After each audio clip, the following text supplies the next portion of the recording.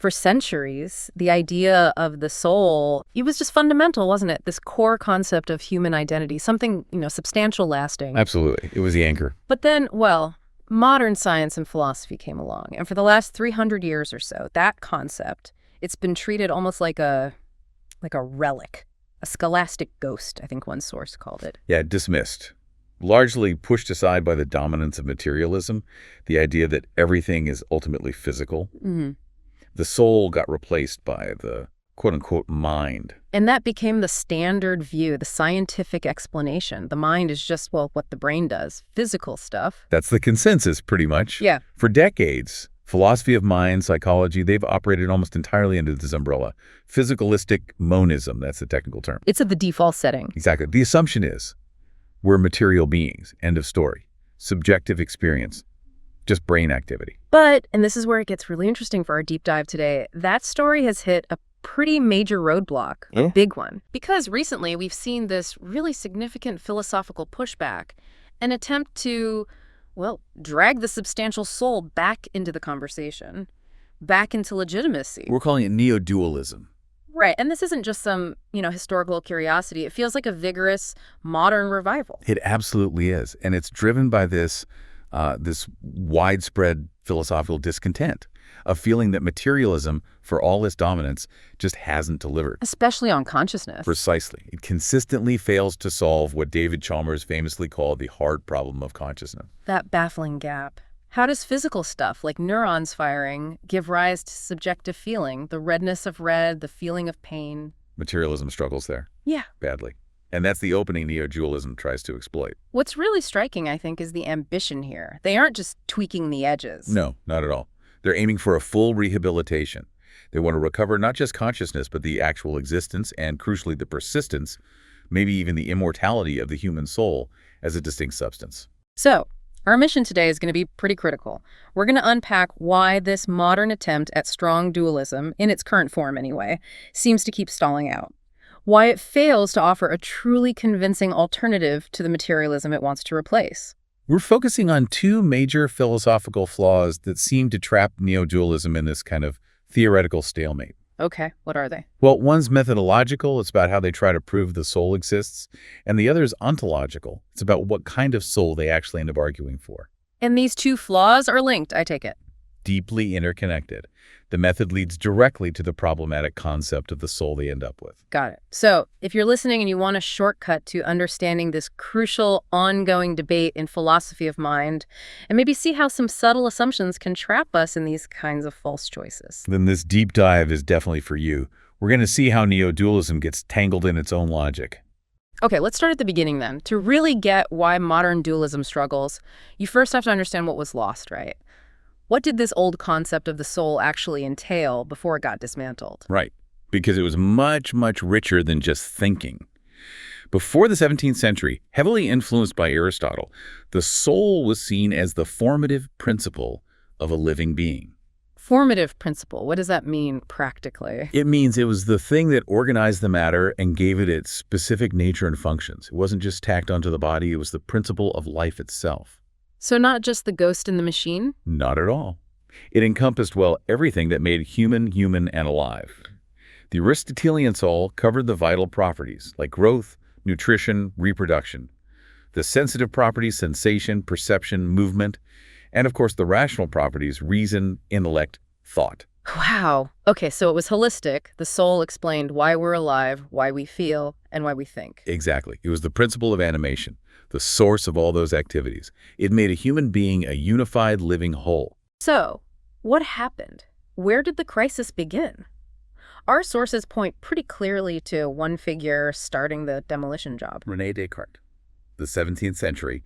He initiated what you could call the Great Reduction. How so? He took that vast, holistic concept of the soul and just dramatically narrowed its scope. For Descartes, the soul, the res cogensum, became only a thinking substance. Its essence was consciousness, thought, and nothing else. Okay, wait. If the soul is only thinking? what happens to all those other things the soul used to explain? Breathing, growing, feeling warmth, moving your arm. Exactly. That's the crucial move. Those functions had to be explained differently. They were no longer seen as attributes of the immaterial soul. They got reassigned. Reassigned entirely to the body, the res extensa, and the body was understood purely mechanistically, like intricate clockwork. So the body becomes just a machine, even a very complicated machine, as the sources say. Precisely. Life itself, the biological processes, sensation, these became functions of the physical mechanism. Descartes basically provided the philosophical groundwork for a purely physiological, non-spiritual explanation of the human organism. That's a massive split. A conceptual divorce, really. The thinking mind over here, the biological machine over there. A divorce with huge consequences.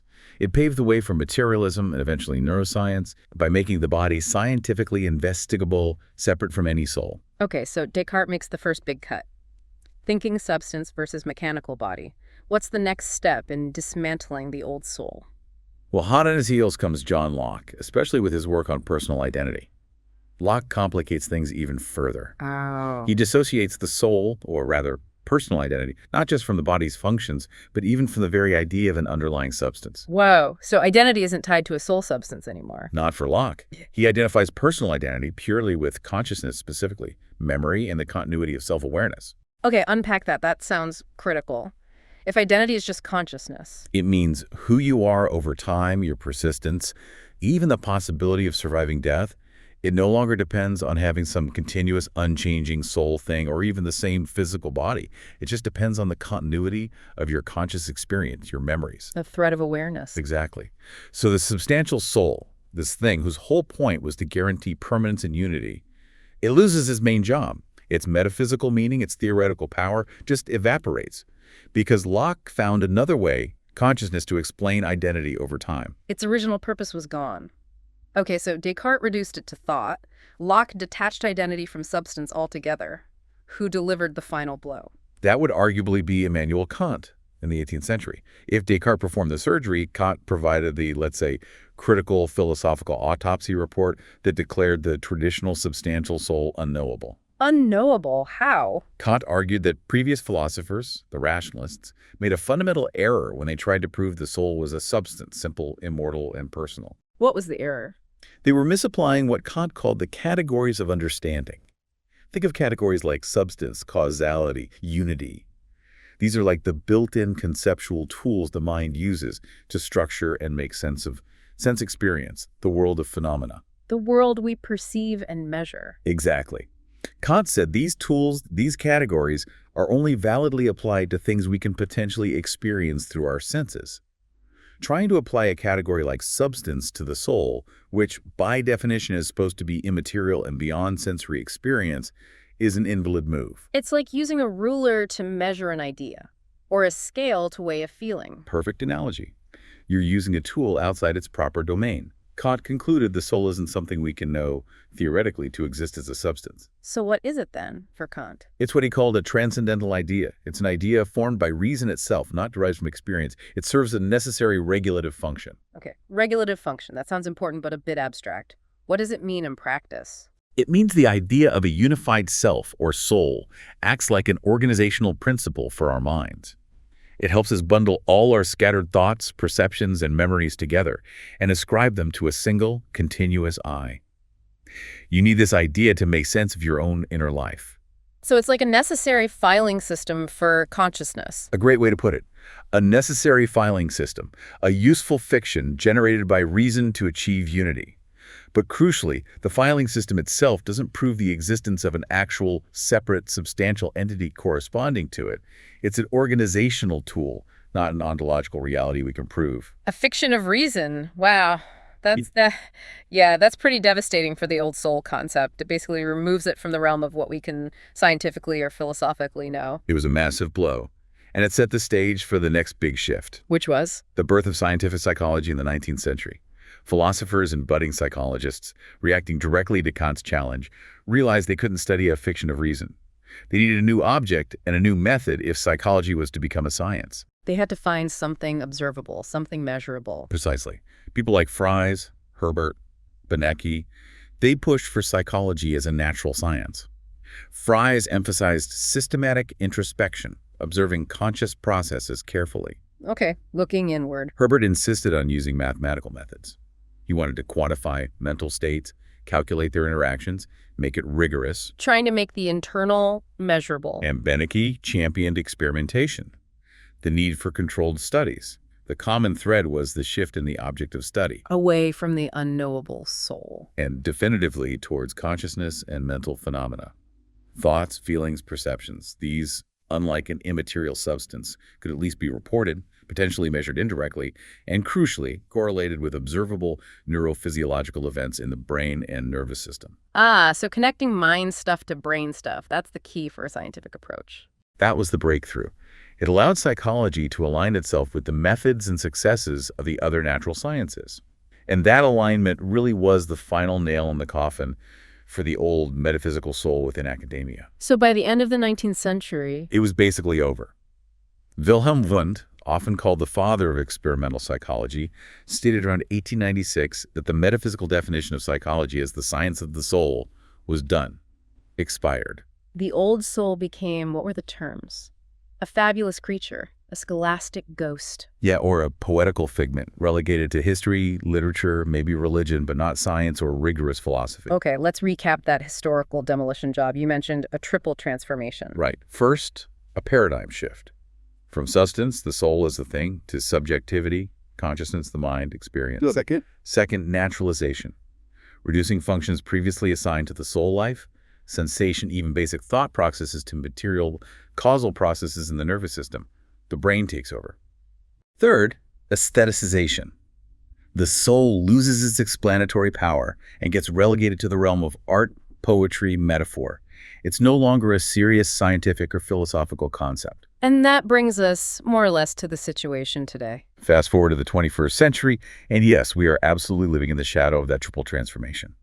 Materialism, or physicalism, is the overwhelming default assumption in philosophy of mind, in cognitive science, in psychology. It's almost equated with being scientific. And that key move happened, as you said, where a methodological choice to study consciousness because the soul was inaccessible got extrapolated into an ontological claim. Exactly. The claim became, reality itself ends where empirical observation ends. If we can't measure to detect a soul scientifically, it simply doesn't exist, or at least we have no reason to believe it does. Which leaves us stuck in this bind, this false dilemma, as our sources call it. Yeah, it feels like you have only two options, both kind of unsatisfying. Option one, dualism. Affirm a persistent, substantial soul, but struggle to make it scientifically plausible or explain how it interacts with the body. Option two, materialism. Deny or dismiss the soul, stick with the brain, but then struggle to explain consciousness, subjective experience, qualia. It's a tough spot. Materialism might seem like the best explanation given the scientific data, but it keeps slamming into that hard problem of consciousness. It hasn't really solved the mystery of how physical stuff becomes subjective awareness. How meat makes meaning, as you put it earlier. Right. But then dualism, while it takes consciousness seriously and highlights what materialism often ignores or downplays, has historically just lacked a knockout argument, a compelling case for a substantial soul that can survive scrutiny. And it's exactly this situation, this widespread discontent with materialism's incompleteness, that's fueling this neo-dualist revival we mentioned. Correct. Philosophers are actively trying to rehabilitate strong anthropological dualism. They want to bring back the idea of a substantial, persistent self, partly because materialism seems stuck. And these contemporary dualists, like Richard Swinburne, who is often cited as a key example. Yes, thinkers like him. They approach this very rigorously, but with a specific style, right? You mentioned Apriorism and formalism. Extremely characterized by those traits. They lean heavily on a priori reasoning logic, conceptual analysis, arguments from possibility rather than empirical evidence. They try to build their case primarily through formal deductive arguments. Okay. And that reliance on pure logic, on a priori methods, brings us directly to the first major philosophical flaw you wanted to unpack, the methodological stalemate. Exactly. Flaw number one, apriorism. This is the fundamental methodological weakness. It's the approach of treating this incredibly deep, arguably existential question. What is the human soul? Does it persist? As if it's primarily a logical puzzle. A puzzle to be solved just with abstract concepts and deduction. Pretty much. Solved independently of looking at the world, independent of scientific findings about brains or bodies or consciousness. It's armchair philosophy in its purest form, applied to the soul. Okay, so what's the main tool they use in this aprioristic approach? You mentioned conceivability. Conceivability is key. This relies heavily on modal logic, the logic of possibility and necessity. Swinburne, for example, lays out a test. What's the test? He argues a proposition is conceivable if you can clearly understand what it would mean for that proposition to be true, and critically, if spelling it out does not entail a contradiction. No logical contradictions allowed. Right. And the underlying assumption, often debated but central here, is that if something is logically conceivable in this strong sense, then it is also metaphysically possible. It could be true in reality. Okay, so let's see how the dualist uses this. Walk me through the argument. Right. You be the dualist. You want to argue your soul can exist without your body. Using conceivability, how do you do it? Okay, let me try. I, the dualist, argue.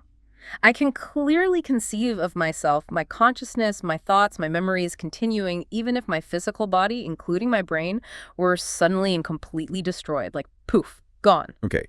You can imagine that scenario. I think so. I can imagine waking up, thinking, remembering, but having no body. It seems like a coherent thought experiment. There's no obvious internal logical contradiction in the idea of conscious experience existing without a physical substrate, even if it seems weird empirically. And because you can conceive it without logical contradiction. Therefore, according to this method, my non-bodily existence, my soul persisting after death, is logically possible and therefore metaphysically possible. It could happen. Okay. And based purely on the rules of this logical game, that deduction seems sound. You've followed the conceivability rule. So success. Dualism wins. Not so fast. Here's the major catch, and it's a point Kant would have recognized immediately. Even if your deduction is logically flawless, the kind of certainty it gives you is only problematic. Problematic certainty, what does that mean? It means you've only shown that the idea isn't logically self-contradictory. You've established a mere logical possibility. You haven't established that it's actually true, or even probably true in the real world. It's not esoteric, it doesn't assert a fact about reality. It just maps out a boundary of logical space. Okay. I see a problem brewing here. Exactly, because this is where the aprioristic method hits an immediate and, I think, insurmountable wall, the stalemate. Why? Because a materialist philosopher can use the exact same method, the same logic of conceivability, to argue for the opposite conclusion. Okay, your turn. You be the materialist now. I've just argued my soul could persist. Counter it using the same rules. All right. I, the materialist, argue. I can clearly conceive without any internal logical contradiction that the complete and utter destruction of my physical body, particularly the irreversible cessation of all brain activity, is identical to the complete and utter destruction of me as a person. My consciousness, myself, everything just gone, ceased. You can imagine that scenario coherently. Absolutely. The idea of personal annihilation upon death seems perfectly coherent and doesn't involve saying X is Y and not Y or any other logical fallacy. It might be grim, but it's conceivable. And therefore? Therefore, using the exact same principle of conceivability implies metaphysical possibility. I conclude that the complete perishing of the soul or self with the body is also logically and metaphysically possible. It could happen that way. Okay, wait. This is bad. You used aprioristic conceivability to show persistence is possible. And I just used the exact same aprioristic conceivability to show that annihilation is also possible. Precisely. We have two contradictory propositions. The soul persists after death, and the soul perishes with the body. And the same method has apparently proven both are metaphysically possible. Yes. And that's the deadlock. Yeah. Because we know from the fundamental principle of non-contradiction that both cannot be true in reality. You can't both persist and perish. So the method itself is flawed. It seems utterly ineffective for resolving the actual question. Since the aprioristic method yields two contradictory possibilities and offers absolutely no way within the method itself to decide between them, it provides no evidence, no probability, just possibility. The whole discussion grinds to a halt. It's an unsolved logical and metaphysical contradiction generated by the very method supposed to solve it. Exactly. It shows that relying on abstract conceivability alone doesn't advance our philosophical knowledge about the reality of the soul. It just endlessly renews the stalemate. It tells us we can think about the problem in two opposite ways, which we already knew. It's methodologically impotent for this question. Okay, so that's the methodological flaw. Apriorism leads to a dead end. Right. What about the second flaw, the ontological one? You called it spiritualism. Right. Now we move from how they argue, Apriorism, to what they end up arguing for, spiritualism. And this concept of the soul they land on is, Ironically, deeply problematic. It arguably undermines the very thing they want to restore. How so? What kind of soul does this a prioristic method lead them to? Well, think about that conceivability argument we just ran. To make it work, to make the soul conceivable independent of the body, you have to strip away anything that inherently ties it to the body. Meaning? Meaning, the neo-dualist has to explicitly jettison the old, holistic Aristotelian soul, the one that explained life, growth, sensation. Those things are too tied to biological processes. So they have to purify the soul concept. Purify it down to its absolute minimum, logically independent core. And what's left? Just the thinking part. Exactly. The me-dualist argument logically concludes that the soul must be a pure mental substance. Its only essential property, the only thing it must have to be a soul, is the capacity for consciousness or thought. Wow. Okay, that's an extreme reduction. Everything vital, everything sensitive, everything connecting us to the organic world is just carved away. Carved away and conceded to the other side. If the soul is only thought, then the neo-dualist has to admit that all the organic properties and functions, breathing, digestion, reflexes, growth, maybe even basic sensation, must be causally explained entirely by the body. And the body, as we said before, is then viewed as a very complicated machine. We're right back to the most problematic aspect of Cartesian dualism. The living, breathing organism gets explained mechanistically, while the soul floats free as pure thought. This creates that huge ontological gap again, doesn't it? A massive, seemingly unbridgeable gap.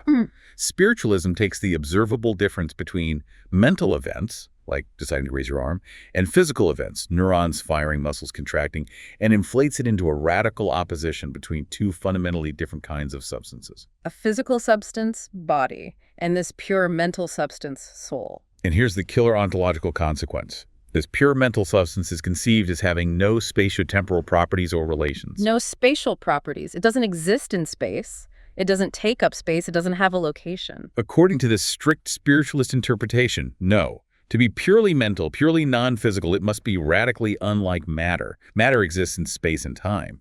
Therefore, this soul substance must exist outside of space and time, or at least have no spatial characteristics. Okay, my head hurts already. A non-spatial soul. What does that even mean? Where is it? Exactly. That's why one source uses that fantastic phrase that transforms the soul into an odd utopian thing.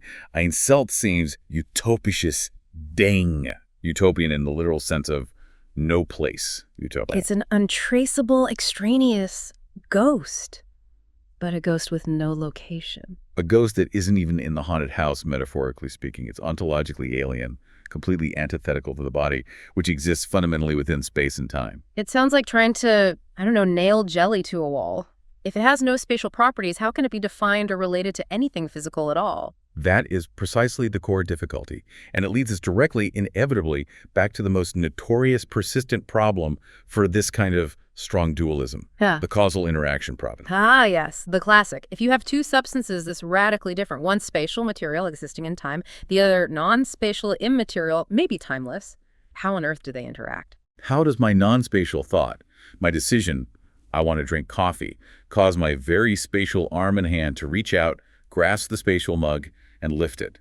How does a non-spatial cause produce a spatial effect? And how does damage to my spatial brain cause changes in my non-spatial consciousness?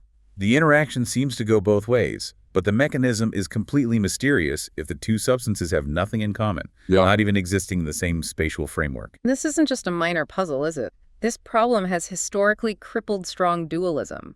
It led to those really elaborate and frankly unbelievable solutions like Malebranche's occasionalism, the idea that my thought doesn't cause my arm to move, but on the occasion of my thought, God steps in and moves my arm for me, and vice versa for sensations. Which seems a bit much. It shows the desperation. The radical difference in nature posited by spiritualism makes justifying the obvious everyday reality of mind-body interaction a profound, ongoing philosophical headache. So how do modern neo-dualists like Swinburne try to get around this ancient trap? They must have an answer, right? Swinburne's approach is, well, criticized in our sources as being rather direct, perhaps too direct. He essentially argues that causal interaction must be possible, simply because it seems to happen all the time. He takes everyday experience as sufficient proof. Pretty much. He says the constant correlation between mental events and physical events is strong evidence they do interact. So the metaphysical possibility must exist, even if we don't fully grasp the mechanism. Okay, but what about the spatial problem? How does the non-spatial soul connect to the spatial brain? This is where he makes a move called inflectionism. He suggests that despite being non-spatial in its nature, the soul does have a specific location of interaction, namely within the brain. It influences the brain directly at that point. Wait, a non-spatial substance has a spatial location. Isn't that a flat contradiction? It certainly seems like one. And this is where the critique bites hard. The sources argue this is philosophically dogmatic, because the dualist starts with the premise. Soul and body are radically different, antithetical substances, one spatial, one non-spatial. That's necessary for the initial conceivability argument. But then, faced with the undeniable reality of interaction, which seems impossible under that premise, they try to patch the problem by simply asserting interaction happens and giving the non-spatial thing a location ad hoc. They're clinging to the dualistic premise, but then fudging the details to match reality. Exactly. They haven't solved the interaction problem arising from their premises. They've arguably just ignored the contradiction to save the phenomena. They assert the conclusion, interaction happens, rather than showing how it's possible given their starting point. Okay, that seems like a significant weakness. And this whole reduction leads to one final problem with spiritualism, something called hypostatization. Yes, hypostatization. This is a classic philosophical error. It's taking an abstract property or function and treating it as if it were a concrete, independent thing or substance. Give me an example. Okay, think about running. Running is an activity, a function of a body. Hypostatization would be taking the abstract concept of running, separating it from any actual runner, and treating running itself as some kind of entity that exists independently and causes people to run. That sounds weird. It is. And the critique is that spiritualist dualism does this with thought. It takes the function of thinking, abstracts it from the living, breathing, embodied person who actually does the thinking, and then reifies or hypostatizes that abstract function, thought or consciousness, into a separate substance, the pure mental substance. It mistakes the activity for the actor, almost. Or mistakes a property for the substance. The result is this concept of the soul, pure thought, non-spatial, that feels utterly detached and alien from the actual integrated human being we experience ourselves to be. So summing up the critique, Neodualism uses an ineffective method, Apriorism, to arrive at a problematic ontology, Spiritualism, which creates an interaction problem it can't solve without contradicting itself, and ends up hypostatizing thought into a ghost disconnected from life. That's a pretty good summary of the core critique presented in our sources.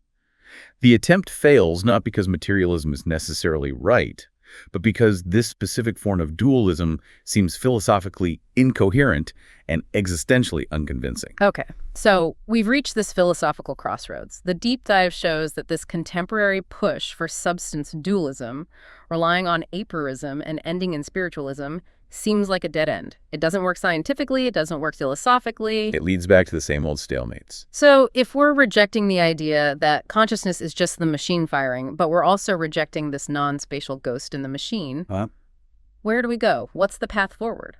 Well, the critique suggests that real progress requires two fundamental and probably intertwined shifts, a shift in method and a shift in ontology. Okay, let's take the method first. If Apriorism is out, what replaces it? We need to move beyond Apriorism.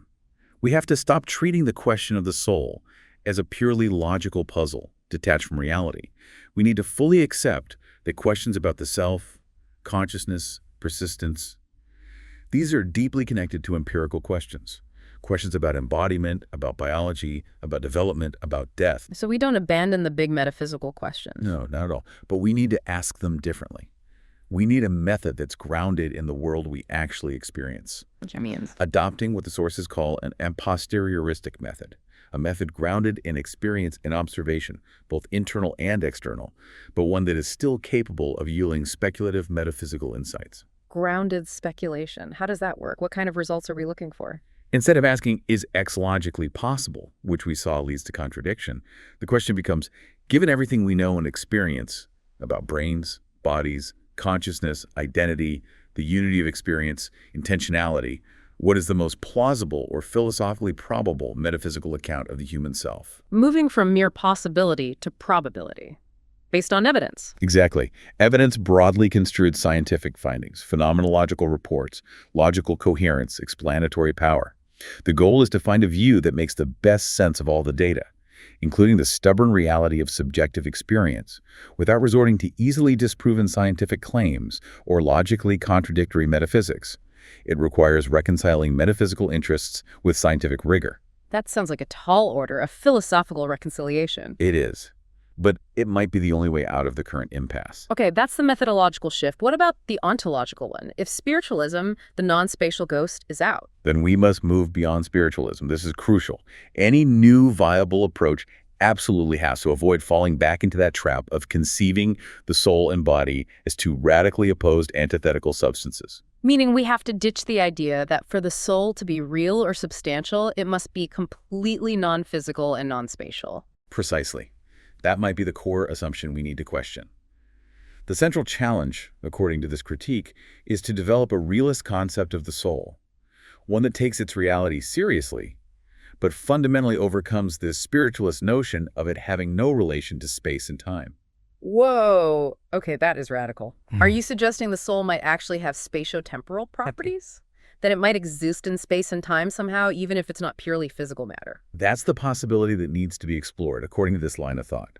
If we could conceive of the soul perhaps as the organizing principle of the organism, or the subject of experience as having some kind of spatio-temporal existence, even if it's different from that of a rock or a chair, then maybe the interaction problem changes, or dissolves. it could open up a whole new conceptual space, a reasonable alternative that avoids both the reductionism of strict materialism and the intractable problems of non-spatial spiritualism. It would allow us to talk about a persistent principle of selfhood without immediately making it an untraceable, alien, utopian thing. This feels very relevant today, actually, thinking about things like mind uploading, digital immortality. Hugely relevant.